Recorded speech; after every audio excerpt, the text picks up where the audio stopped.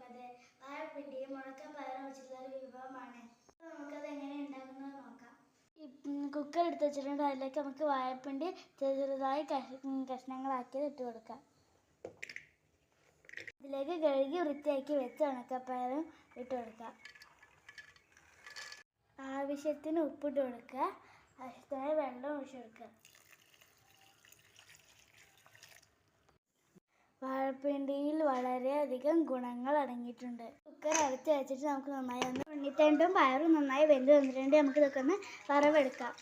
ഇപ്പോൾ ചട്ടി വെച്ചിട്ട് നമുക്ക് അതിലേക്ക് കുറച്ച് എണ്ണ ഒഴിച്ച് ചൂടായിട്ട് നമുക്ക് കുറച്ച് കടുക് ഇട്ട് കൊടുക്കാം. അതിൽ നമുക്ക് അരിഞ്ഞു വെച്ച ചെറിയ ഉള്ളിയും വെളുത്തുള്ളിയും ഇട്ട് കൊടുക്കാം.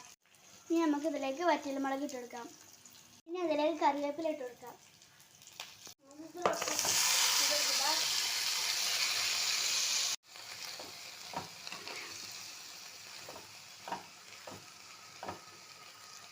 നമ്മുടെ വാഴപ്പിണ്ടിയും ഉണക്കപ്പയറും ഉള്ള ഉപ്പേരി ഇവിടെ റെഡി ആയിട്ടുണ്ട്.